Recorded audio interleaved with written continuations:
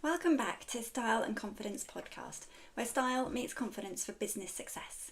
In today's episode, I am joined by the very wonderful and very talented Alina Koerts, a landing page designer and business strategist. Alina helps coaches get rid of the launch stress and design sales pages that people love. She turns all the overwhelming "how do I do this" stuff into clear, doable steps that feel light and fun, so showing up online feels easier. In our conversation, Alina shares the most common mistakes coaches make when launching. She reveals why a beautiful sales page isn't enough if you haven't done the groundwork, and explains her approach to creating copy that truly resonates. We talk about the reality of building a business whilst juggling a part-time job, 2 young children and 3 cats. Whether you're a coach struggling with conversions, an entrepreneur feeling overwhelmed, or someone contemplating taking that leap into business, this conversation is packed with practical wisdom and full of genuine encouragement. Welcome, Alina. Thank you for joining me today. I'd love for you to start and introduce yourself to everyone and tell everyone about what you do. Hello, everyone, and thank you so much, Claire, for having me. It's amazing, absolutely amazing. So, I'm Alina. I am from Poland, but I currently live in the Netherlands. So far, that's going to stay like this. I have a husband and we have 2 little kids. And I currently have a part-time job and trying to grow a side business as well. But the growing the side business is something that's the big thing for me, and that's my focus right now. I design landing pages and sales pages for coaches. I also help them with launching and with the whole process of launching from technical side into the strategic side of that as well. That's a lot. You're a very busy woman. And 3 cats, yes. And 3 cats. Yes, but like when I said to people, we're gonna get 3 cats, and they said, "Oh my God, it's crazy," and I'm like, "Okay, life is crazy anyway. I might have as well have 3 little bundles of joy to cuddle up with." And now looking at my 3 cats, there is no difference between the 1 and 3. It's even better because they can entertain themselves. Yes, it's interesting you say that because I have 1 dog and I do often think, does she need a friend? Does she need a dog? Should we get a dog for the dog? Yeah. So, yeah, so you do landing pages for coaches. What led you to choose coaches to kind of specialize with? That's a very interesting because at the beginning, when I was learning about landing pages, kind of coaches came to my head straight away. I don't know if it was because I was always attracted to them, to the job that they do, because they help people and they're making their lives easier. They're making their lives happier, better, either business or in private. And so I was never even wondering, oh, should I just do it for everyone? Because normally people start like, I'm just going to do this for everyone and then I'm going to niche down. But I started kind of like, I'm just going to go for coaches. And I feel that the story that you have to write on the page flows really easy for me in my head. So instead of thinking, I don't know, if someone is a journalist, I wouldn't even know how to tell the story on the page for that story to connect with the audience. But from coach's point of view, I feel kind of a lot of times I use my experience for what they do, what they help with. I use my experience of, oh yeah, I felt that way. So I can kind of write how I would like to read as an audience or potential customer. So that's why it just comes easy. And Mm. coaches that, I don't know, it's just something about coaches or just people helping people attracted me to this naturally. I didn't have to think about it. Yeah, I think there's something that, so, as a coach, the people that I connect with that are also coaches, everyone is very interested in helping other people. It's a certain Yeah, mindset that we all share. yeah, I think if you feel that way, you just feel that way. exactly, Um, exactly. yeah, And they've no, all been that's amazing. interesting. All the coaches, I think they're doing an amazing job helping, making everyone else's lives amazing. Yeah, it's powerful as coaching. And I think once you've experienced it, then you get to see just how Exactly. powerful it is. Exactly. Exactly. You were saying you find it easy with coaches as well to write the story. I think often it's easier as a different perspective and a different pair of eyes. I know sometimes when I'm trying to write copy, you get so stuck in it. It Yes. becomes impossible and you can't sort of see the wood for the trees. It's, just to have a second set of eyes on what you're writing is really helpful. Yeah, especially when we are spending so much time writing something or preparing something, we then start missing little details that they just go out of our heads, like a spelling mistake or double wording or something weird. And then if you have someone else just to look at it, changing it, if I have to do something for myself, I look at something so long, Mm. so many times that I just, I don't know, I'm just going to read it again another time, and then I still miss it. But someone else be like, oh, there's this, there's that. So it's just kind of, it polishes off for that person. Yeah, that's really helpful. Definitely. When coaches come to you, what's a common mistake that you often see coaches making? The mistake is, oh, I just want to launch now. I just want to go for it. I just want to release it. I want to do it now. And I've released something 5 times, it didn't work. And then we go into details to say, okay, so where are you on your email list? Oh, I don't have one. Okay, where are you with growing your audience? I don't know what it is. So coaches are just very eager to help people. They just want to release all of the offers they have. They want to release all the freebies they have. It's like, buy from me because I have a solution. And they do. Of course they do. But releasing the offer, it just takes a bit time and effort and a bit of TLC to kind of prepare the audience, to warm them up and build your connections, but not in a connections kind of way in LinkedIn, but so people know who you are, people trust you, people know you, people like you, then it's easier. Because if you want to launch something for cold audience, it's going to be difficult. And I want to make lives easier for my coaches. So we take the time to prepare everything. They just want to rush it for obvious reasons, but they just want to like, I just want to do it now, or I did it and I want to do it again. And it didn't work, so I want to do it again with you.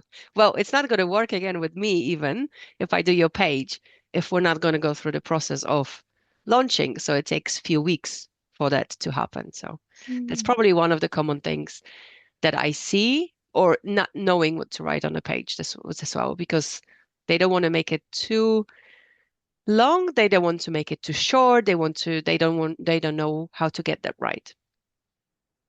Yeah, I can totally relate to both of those things. Definitely the impatience to just, right, Yes. I've got this idea, I can help people with this, Yeah. let's tell everyone. And yeah, without kind of really going through the proper process, it's Yeah. the And they want the impatience. idea to get out now. It's like, okay, let's just do, if we do sales page, and then I'm like, okay, but you need to do the lead magnet and you need to prepare your emails, then you need to connect it to your system. And then suddenly it stops them because they have to stop because they don't have the next step and the next step. Yeah, you can't keep up. Yeah. I mean, definitely, I've definitely tried to do stuff, too fast myself. And you can't keep up because you do something, you think, oh gosh, I've got to have that ready, and I haven't got that ready, and you need all the things, and you haven't got them because you've gone too fast too soon. Exactly. Yes. And building up that trust is so important because you're selling an outcome. You're not Hmm. selling something that's physical, which, Yeah, like if I wanted to buy a dress, if I like the dress, I buy the dress. I don't need to trust the people I'm buying it from necessarily. exactly. Although that's becoming more important, but different Yeah, story. But yeah, but yeah, for me to buy somebody and what they're offering and that they can help me with, you've got to build up that relationship, haven't you? It's quite a different way of selling something. exactly. And people need to see this few times from you. They need to see you a few times. They need to hear from you a few times. Some of them, they will not even see your post, so you don't have to worry about repeating yourself over and over again. It takes time, and it's not something that it's going to cost £5, €5 to invest, especially when you have high ticket offer. People will just not just jump on it and thought, oh yeah, well, Claire says this. Oh yeah, I'm just going to buy it. I don't know her, but like £3,000, that's nothing. I can do that. No, it takes that trust, like you said. It's a process. There will be people who will buy from certain people even if they just say, I've got something, okay, I'll buy it. But for some of us or some of the coaches, it takes a bit more time and it takes that building the audience, building the trust by showing the expertise, showing yourself on photos or videos, just something more personal. And that's the same way as we make friends. We don't just go like, hey, do you want to be my friend? Okay, cool. And that's it. You Yeah. just have that, connection, and then you talk about the weather, you talk about chocolate or food, you have something, and then you just become friends. The same kind of with clients. You get to know them as them, not as your clients, but you get to know them as them. And then you naturally go to the next level. This is my opinion.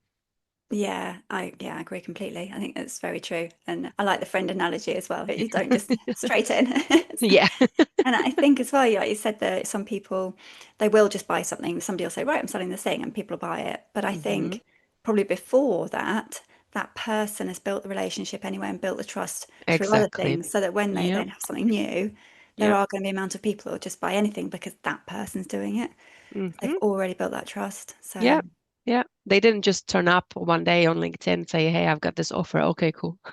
yeah, wouldn't that be nice? It would be amazing. And you also said about like not knowing what to write. And I think Hmm. that is, and with the content, I think it's easy to forget that when you post a piece on LinkedIn or something on Instagram, you think the world's seen it and you can't possibly say the same thing again.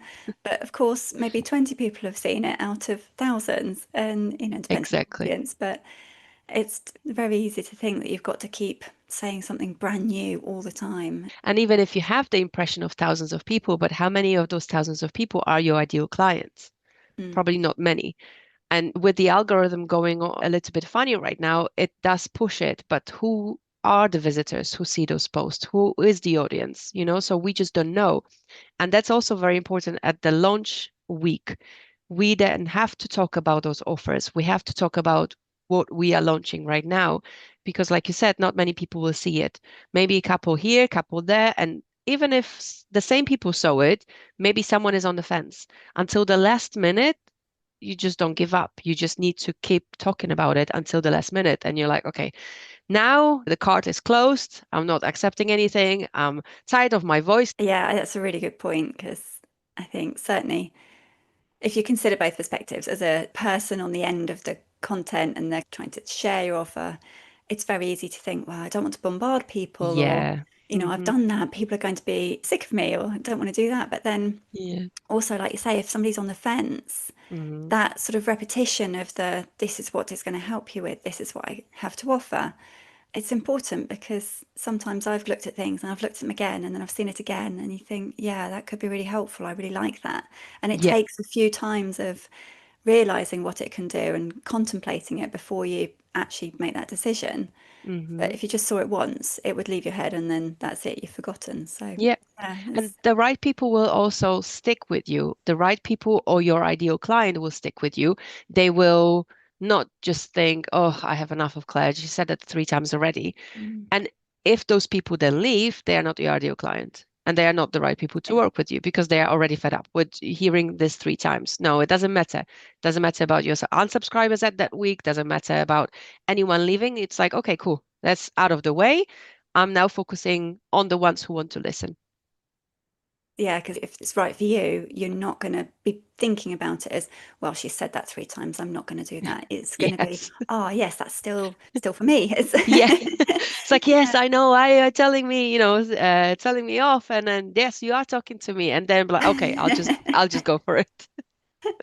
yeah, and you need that sometimes, that little bit of sort of it's almost encouragement, isn't it? When it's the right thing for you, it Yes. doesn't feel like somebody's selling at you. It Hmm. feels like encouragement and information that you need to make your decision, and yeah, it's helpful. Yeah, exactly. If somebody listening has a landing page that's not converting, perhaps, what's the first thing that you think maybe they should look at?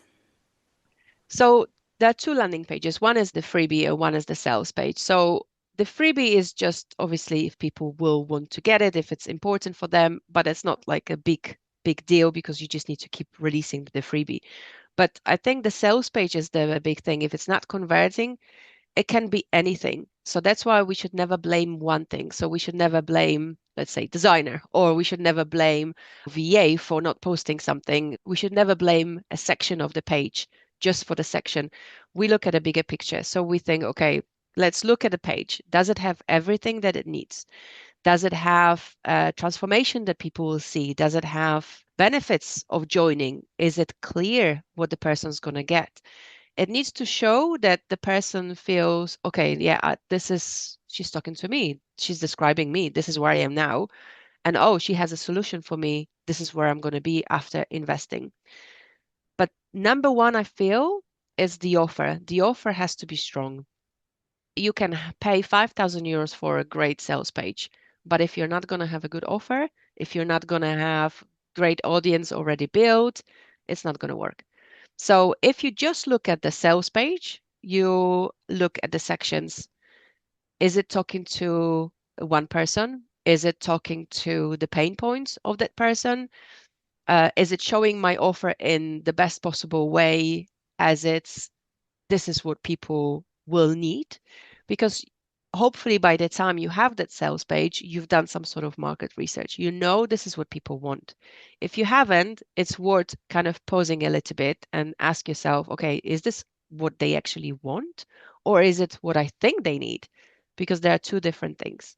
So I may think, oh yeah, no, I'll just release offer and I'll just, I don't know, give them 5 templates. But what if people don't want templates? So I need to know, okay, my ideal client is the person who is X, Y, and Z. This is where they are now. This is what they need. And I've done some sort of conversation with few people. They would be interested. So that means there is market for it. And then I'm going to write a page. And a page should kind of tell a story from this is what I'm offering. And then this is for you if you are a X, Y, and Z. This is not for you if you're X, Y, and Z, because you also want to get rid of people who are not your ideal clients. You don't want to waste their time to be on the page. You don't want to waste your time getting them onto your program. And then going into transformation, going to the benefits, the price, of course, testimonials are a big part. And one of the things I really like is seeing real people on the page rather than stock images. Stock images, you just don't know who is behind that offer. It's like, who am I buying it from? Video is something I absolutely love, and it's my thing for to tell all my clients. It's like, that will be really cool if you could, make a little video up to 1 minute, talk about this offer, and everyone's like, oh my God. And then they do it and they like it. And it's like, oh yeah, I can't believe you made me do it. But they are happy with it because it's just different. You want to, someone opens up the page and then, hey, is a smiley face of Claire talking about this offer. It's like it makes a sudden emotional connection with the person. So I would think about, okay, it's not the sales page is not performing, but why? Let's see. Audience, do I have an email list? Do I have people interested? Do I post about it? Do I talk about it? Because some people just say it one time, they send a link, they put the link on the website, and they hope for the best. But you just need to talk about it. You need to prepare your audience, warm them up, and then make sure that the offer is what they need. That's some brilliant tips there. And again, I love the video suggestion. It's Videos great. are something, yeah, not too long, just up to 1 minute, but they are super, super cool. Yeah, that's a great tip. And going back to sort of trust, it's if you've not sort of been in that person's world and you're just having a look, you've just come across it perhaps, and you've got a video of them, immediately you know them so much better. Exactly. That's a great Exactly. idea. And with the copy, I really value authenticity. And certainly when I help people with their confidence and their style to build their personal brand, I really do focus on what's right for them, what's going to be the truest expression of who they are and what's important to them. How do we go about writing copy that would be persuasive and informative, but is also authentic? One of the things that came to my head straight away is using the language of your ideal client. So if you have testimonials from them from previous times, for whichever offer it is, or if you see posts from your ideal client talking about that issue, like, oh, I've always had a problem with wearing pink, and then you can then use the same words in your copy, because then the person will look at it thinking, oh my God, she's in my head because she's talking my language. So always focus on the language of your ideal client. Use the examples of previous feedbacks, testimonials, posts, comments from your audience, or when you do your market research. This is where a lot of wording comes from for me as well. I do even random sending to 5 of my people that I know. They are my ideal clients, but I never offer them anything. I just want them to give me a helping hand because I know that would help that person. So I would ask them 3, 5 questions, and then the language that they use, I will use in my copy, because Mm. this is the closest that you'll get to speaking your ideal client's language. But just make it clear. Don't just make synergize this energy and whatever. It's like, no, just give me the exact details of what am I going to get? Don't go around. Just think about it, write it down, and make it to the point. Market research, I think, is the winning part here in writing the copy. To know what they want, what they talk about, what their pain points, use that language. That's such a good piece of advice, and it's an important step, definitely. And I think it's not the easiest step either. Sometimes I know when I've done my market research, it's quite hard trying to find the people that will be willing to help you, but Mm-hmm. also the people that would be likely to want your service. Mm-hmm. I've certainly experienced that when I've done market research, lots of people come forward, but the people that want to help me aren't necessarily the people that actually would benefit from my services, Yeah. which is really tricky. Yeah. Yes. Keep looking for them because I'm sure there's plenty of people that want to help each other, right? And especially in the world that we live now, people want to support each other. The right people will support each other. So look for them. They are there. And you can write stories, you can write posts, you can write polls on LinkedIn, and just always say, okay, I'm doing this market research for this type of customer. I'm looking to find out da da da da da for my offer. And also, then you would stress out, okay, I'm not going to come and pitch you anything. I really just need your help because then it's going to help me prepare my services for the future. And maybe start a conversation with people that you spoke to before that could be your potential client and say, I need a favor. I can give you in return, I don't know, 20 minutes of my coaching, but I would like to ask you some questions about my possible offer if you can help me. Yeah. So you mentioned obviously you've got a part-time job as well as running your business and your mother, and you've got three cats. So how do you juggle everything? How do you manage to stay on top of everything? I think just planning in my head, using my Google Calendar for things, knowing when everything is for my kids, for example. Lovely. Yeah, because I want to want it so badly to grow my business that I'm gonna go for it, no matter how hard it is or how hard it gets. Kids, yes, this is what I have, so that means I have less time. At the beginning, it was difficult because I thought, oh, I just want to quit my job, I just want to grow my business, and then I can just do my thing. That started December 21, and we're still here. Because at some point I realized I can't rush it. I can't rush it literally physically because I don't have the time in a day because I have a job. I can do that in the evenings, I can do that on Fridays when I'm off. That's when I can do it. So my growth to compare to a person that lives with their parents and they have nothing is Mm. of course very, very slow. So I should not beat myself up about it. I should just go with my pace, but keep going. There are days that I feel like I am so done physically and mentally that I'm not going to do it. So I'm just going to go to bed or I'm going to read a book. I'm going to scroll on Instagram or watch Netflix. But there are days that I feel, okay, I am a little bit tired, but I have stuff to do. And that's the only way I can get to where I want to be. And that's in Mm. my head. It's just knowing that this is what it is for now. I can't speed it up. With what I have right now, I can't speed it up, but I want to do it, so I have to keep going. It's just a mental game because I could also just quit everything and be like, you know what, I'll just do my normal work and not business. But that's not what I want. I want my business to grow so I can work less to have time with my kids. But I also want to work less to then help older people in care homes or hospices, because that's something that is very close to my heart. And that's something I will not be able to achieve with just normal work. Because normal work gives you money, but it's not enough money to have for, at least in our circumstances. We need extra money to go on holidays, for example, to start going on holidays. The business is giving me the possibility. So Mm. it's just in my head. I just have to keep going. But also, what helps is obviously the side business is what I love. So it's not a chore. It's not something, oh my God, I have to do this for the client. It's like if you love what you do, and business owners kind of do, unless they are in between thinking, do I want to go this way or that way? When they choose the right way, they know, okay, I'm loving it. And it is just then you don't think about it that it's, oh, I'm working so many hours a week. You just keep going Mm. because you know the impact you're making to the people, you know the impact for your clients. then the clients will have impact on their clients. It's like this nice vicious circle. It's in a good way this time. So You're right, that sort of ripple effect. yeah, Yeah, exactly. Yeah, yeah. And I think that's so important, to, have your business. Like you say, most people, they love their business, they love what they do. And it's that kind of that purpose, that reason why, and then the greater purposes, like you said, you'll want to go on holiday, spend time with your children and help in a care home, to have the freedom to be able to do that. That exactly. purpose helps you through the moments when you need the resilience Hmm. and helps you build it. Yeah, yeah. And I don't Mm. want to spend, hours doing something that I am not connected with.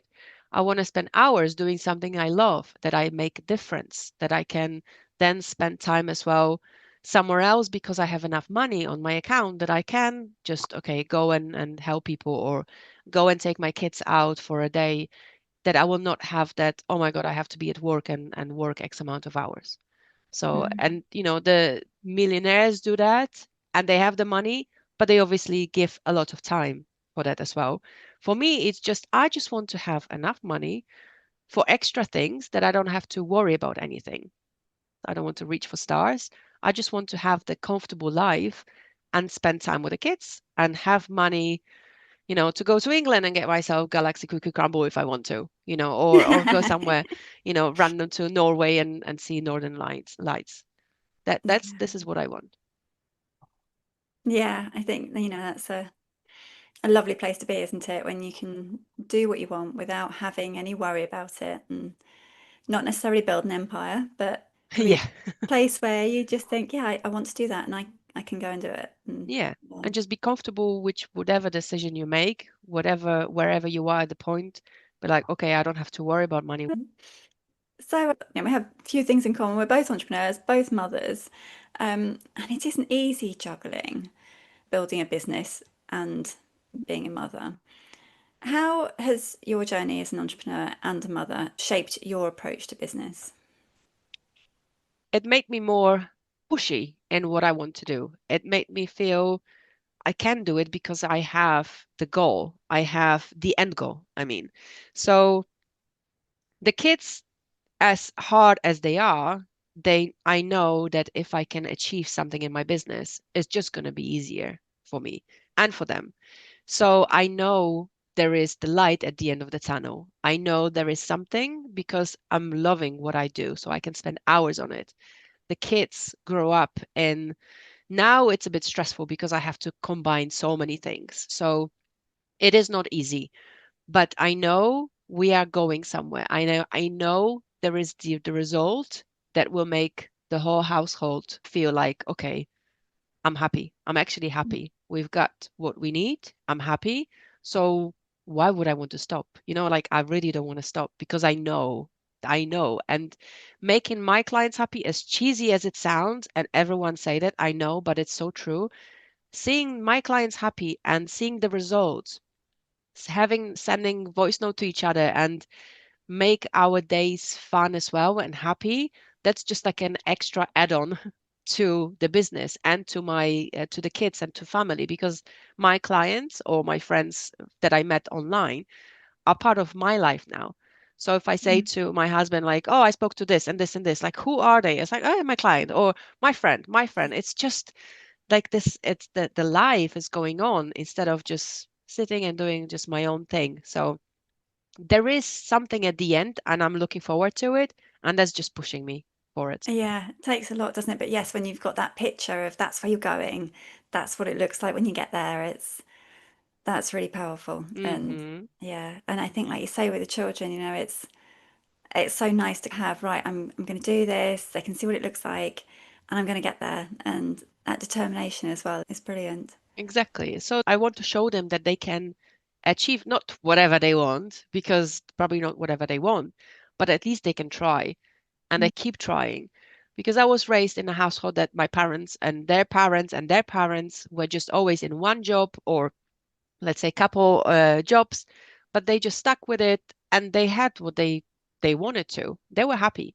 But now I don't want to be in the same job for all my life if it doesn't pay me enough. Why would I want to do that? Because it's not the job's fault, of course, because they have other people to pay money to, but If I am completely reduced to what I can get without giving more time from my day, then I don't want to be there. I want to do something that's going to give me a little bit more. So I know, okay, I'm literally helping every single individual I work for or I work with. So I don't have that connection in my normal job. Mm. So I'm helping someone and I'm helping the business grow, but I don't feel connected to it personally. With my clients, I am 100% connected to them. Like I am, if you're in my words, that's it. I am in your words, and you're gonna get my voice notes, unless you tell me you Yeah. don't like them. Because I had one client who says, I really don't like voice notes.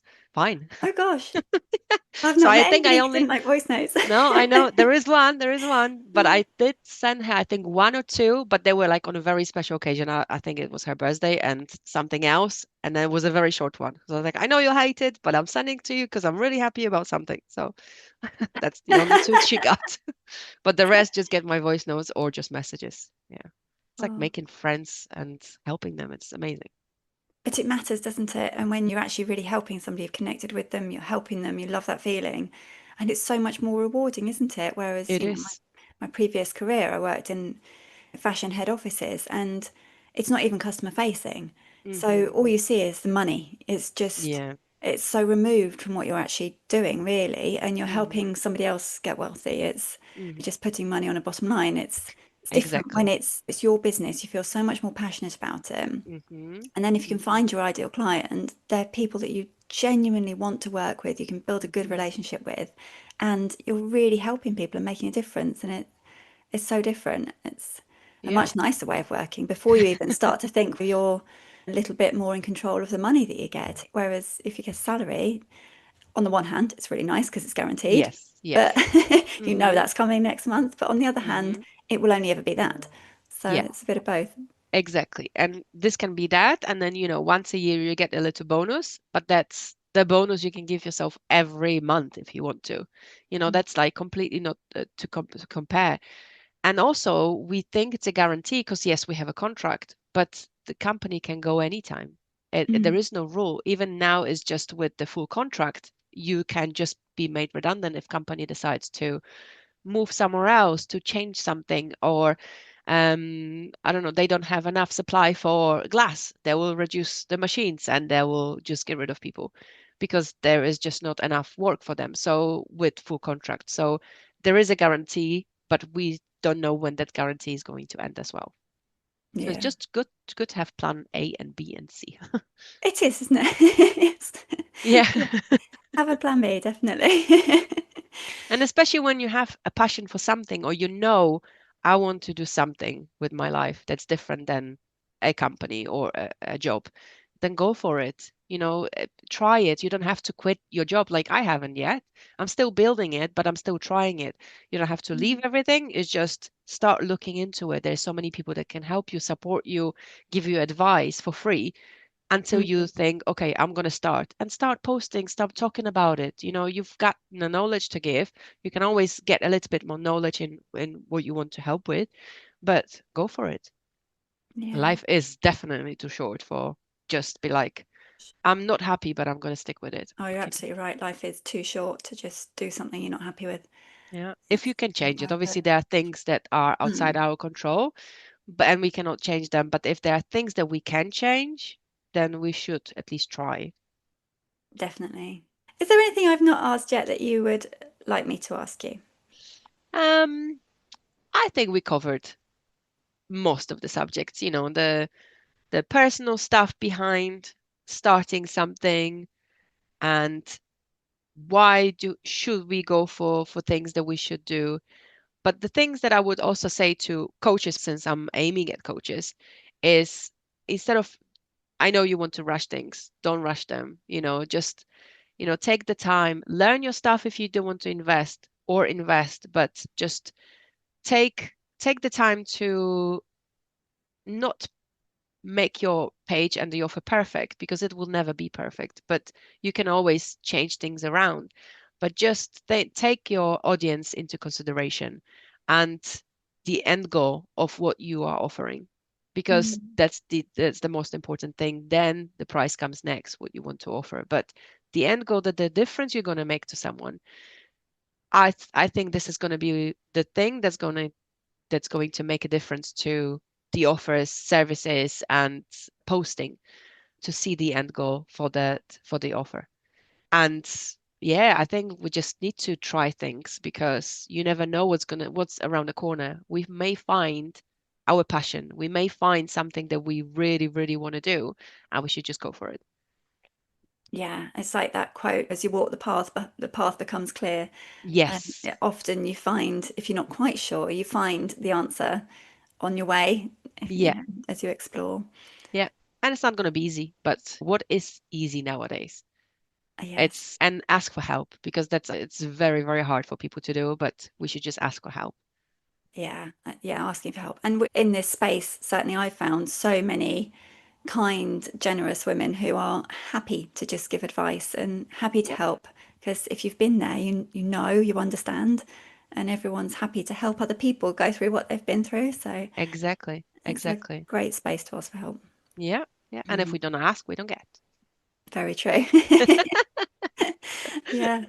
Yeah. And have the courage not to be perfect, which Yes. I Yes. personally, that's something I've really struggled with, not, just doing it and Mm-hmm. not trying to get it absolutely perfect first time, Mm-hmm. because even if you even if it was possible, you'd learn a bit more and it wouldn't be perfect anymore anyway. So Exactly.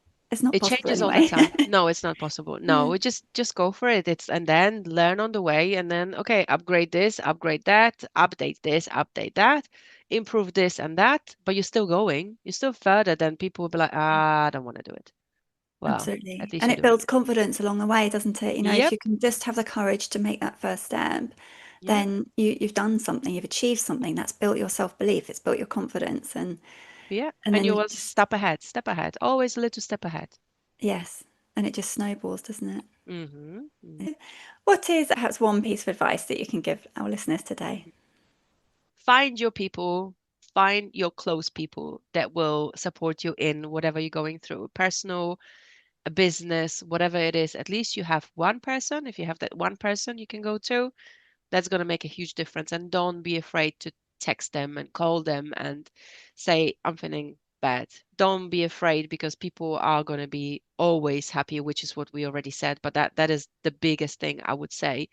And if you have something in your head, it doesn't matter how difficult it is right now. At some point, it will get easier. And at some point, you will see the results. But until then, you just need to keep going. It doesn't matter if it's hard, not hard, just keep going until you're happy where you are. And then you can do more things as well. Yeah, oh, that's a great piece of advice. It's so true for everything, I think. Yeah, Yeah. exactly. That's the thing. It's not just business, it's just for everything. We've got nothing to lose except for just keep going and finding things that make us happy. Yeah, very true. Mm. And if our listeners would like to connect with you, where is best for people to find you?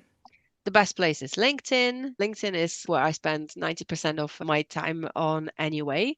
There are a couple of things that they can do. They can sign up to my email list, and they can also download a freebie that's going to help them writing the sales page.